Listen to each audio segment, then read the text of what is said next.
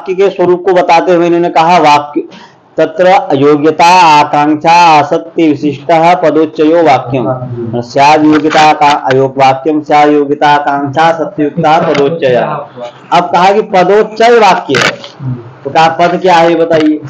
तो पद के स्वरूप को निर्धारण करने के लिए पद का अब लक्षण बताने जा रहे हैं। क्या बताने जा रहे हैं?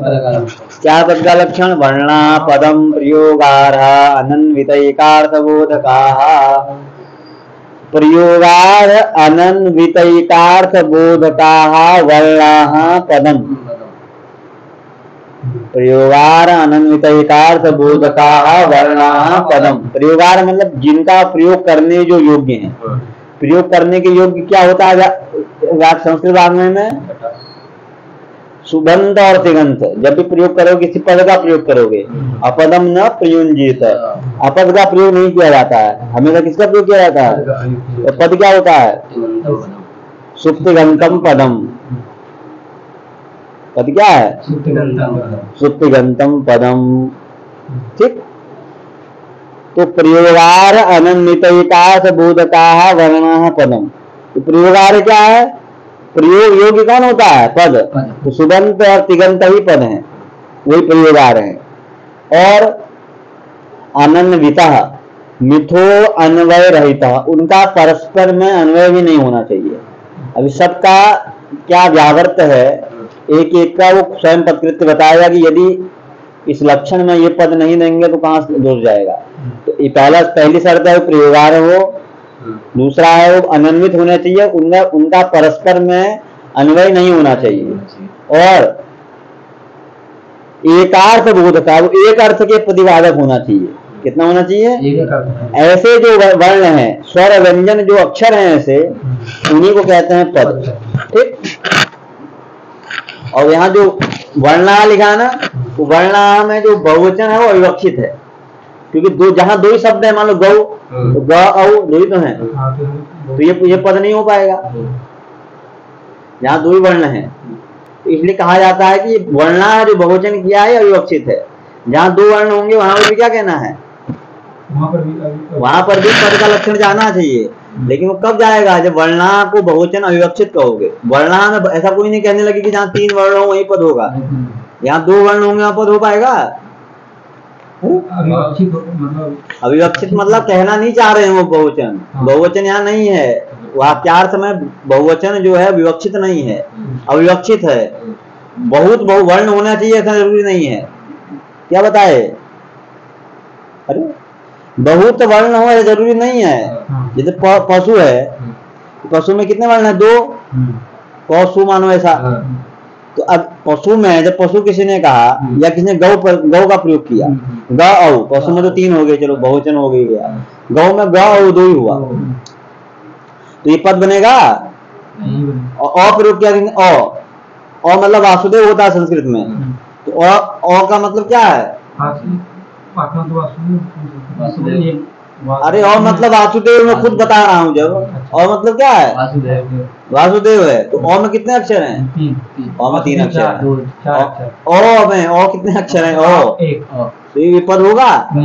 लेकिन ओ साधु है व्याकरण में, ओ असाधु नहीं होता। ठीक है, कहता है ओ गलत है। जैसे रामा प्रयोग होता, अ प्रयोग होता कि नहीं? अकारा। तो ओ जो है वो कितने वर्ण है? उसमें एक ही है वो, तो वो पद हो पाएगा? आह कोई प्रयोग किया, आह पद हो जाएगा? आह पद क्यों? क्योंकि एक ही वर्ण है। आपने तो वर्णा का, वर्णा जो है वो केवल यहाँ लिखा है, वो वर्णा इसका मतलब नहीं कि तीन होने चाहिए या तीन से अधिक होने चाहिए, वो बताएगा खुद भी आगे। यथा घटा, देखो घटा पद है, क्यों? ये प्रयोगार है। प्रयोगार का क्या मतलब बताए भी? प्रयोगार कौन होता है? पद। कौन सा पद? सुबंतम तिगंतम। सुबंत नहीं दिख रहा घटा, तो प्रयोगार है। अच्छा, इनका परस्पर में अनन्वय है कि अन्वय है? घटा में घ अ ट अ, इनका परस्पर अन्वय है कि पृथक पृथक सब पृथक पृथक हैं। ठीक। और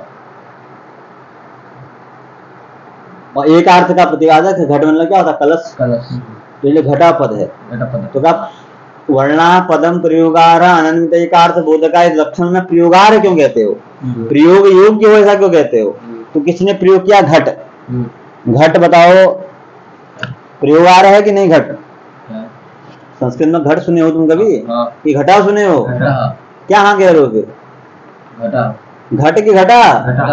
तो प्रयोगार प्रातिपदिक होता है कि सुपद होता है? राम प्रातिपदिक है, इसका प्रयोग होता है कि राम पद का प्रयोग होता है? तो प्रयोगार से क्या हटाया इन्होंने? जिसका प्रयोग करने योग्य हो। तो किसका योग्य नहीं है प्रयोग करने योग्य? घट क्या है? प्रातिपदिक है, उसका प्रयोग नहीं होता।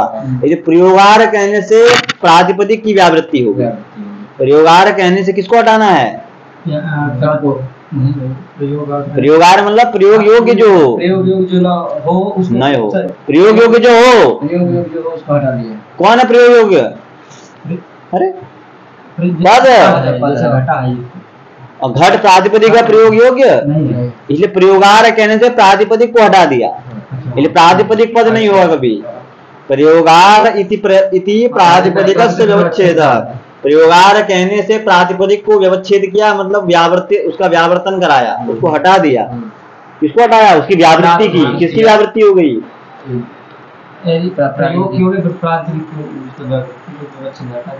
किसको हटा दिए? प्रातिपदिक जो है वो पद नहीं है। क्यों? हमने पद के लक्षण में दिया है पहला शब्द प्रयोगार है, और प्रातिपदिक प्रयोगार होता है कि प्रयोगानर होता है? प्रयोग का योग्य नहीं होता, वो प्रातिपदिक का प्रयोग नहीं होता, पद का प्रयोग होता है। का प्रयोगार का व्यवच्छेद व्यावृत्ति क्या हुई कि प्रातिपदिक पद न बन जाए। का अनन्वित का अर्थ क्यों कहते हो? अनन्वित क्यों कहते हो? क्या कहा? अनन्वित क्यों कहते हो? अनन्वित नहीं कहोगे तो वाक्य और महावाक्य जो होते, देखो वाक्य हुए, बहुत वाक्य होगा ना। शून्यम वास गृहम एक वाक्य हुआ, दूसरा हुआ दूसरा श्लोक यस्य सल्क सीमनी वाला दूसरा श्लोक हो गया। मान लो जितने श्लोक आए वो सब वाक्य हैं। ये सब मिलकर क्या बने? महावाक्य। ये परस्पर इनका अन्वय होता कि नहीं होता है? होता है। इसलिए लेकिन ये पद नहीं है, ये तो महावाक्य है। ये पद का लक्षण वाक्य में चला जाए। ये राम गच्छति दोनों का अन्वय है। ये पद में भी, इसलिए वाक्य में भी क्या चला गया? पद का लक्षण। प्रयोगार राम है, गच्छति है, दोनों का प्रयोग हो रहा है। लेकिन हमने कहा है अनन्वित होना चाहिए। ये राम गच्छति अनन्वित है कि अन्वित है? अनन्वित। अनन्वित मतलब होता है अन्वय ना होना, अन्वित मतलब होता है अन्वय होना। अन्वित है तो कैसा पद होता है? अनन्वित पद होता है कि अन्वित पद होता है? अनन्वित पद होता है। अनन्वित प्रयोगार अनन्वित जो होता है वो पद होता है। ये अन्वित है। वाक्य जो होते हैं वो पदों से अन्वित होते हैं, महावाक्य वाक्यों से अन्वित होते हैं। इसलिए वाक्य महावाक्य में पद का लक्षण में चला जाए, इसके लिए इसलिए अनन्वित दिया। ये सब पूछ देगा इसमें से ये एक शब्द का क्या व्यावर्तन दे देगा? प्रयोगार से किसकी व्यावृत्ति ग्रंथकार ने की? 4 ऑप्शन देगा। वाक्य महावाक्य प्रातिपदिक, कुछ एक और दे देगा अनर्थक वर्ण, इनमें से कोई नहीं। तो एक कोई ऑप्शन आपको देखना है। इसलिए एक क्यों कहते हो? तो का साकांक्ष मान लो अनेक पद हैं। साकांक्ष क्या है? अनेक पद है। साकांक्ष अनेक पद होता वाक्य हो जाएगा। लेकिन वो एक अर्थ का प्रतिपादक होगा वाक्य के अनेक अर्थ का प्रतिपादक होगा? अनेक अर्थ का प्रतिपादक होगा। ठीक, जैसे शून्यम वास गृहम विलोक्य, शून्य का अपना एक अर्थ है, वास गृहम का एक अर्थ है।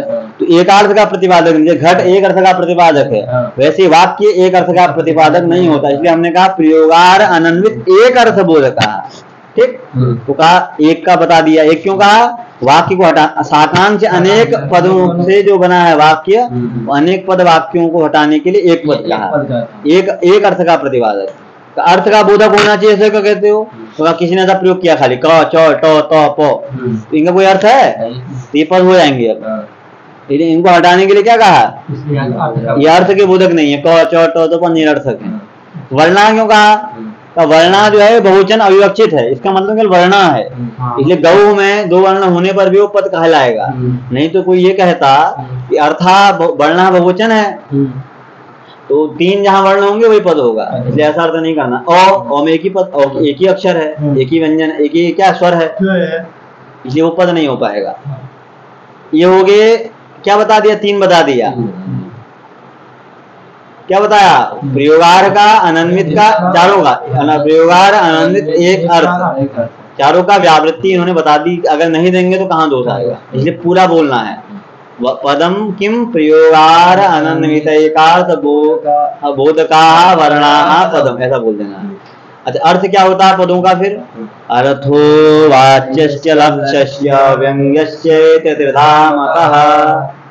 ठीक, तो क्या क्या अर्थ होता है?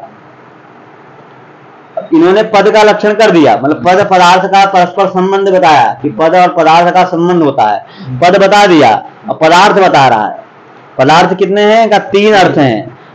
पद के द्वारा प्रतिपादित वृत्ति अर्थ, वृत्ति के द्वारा पद में निष्ठ जो वृत्ति तत्व उसके द्वारा प्रतिपादित अर्थ कितने हैं? 3 अर्थ। कौन कौन है? वाच्य अर्थ, रुको, अभिधया बोध्या लक्ष्य नहीं, अर्थो वाच्य लक्ष्य व्यंग्यस्य।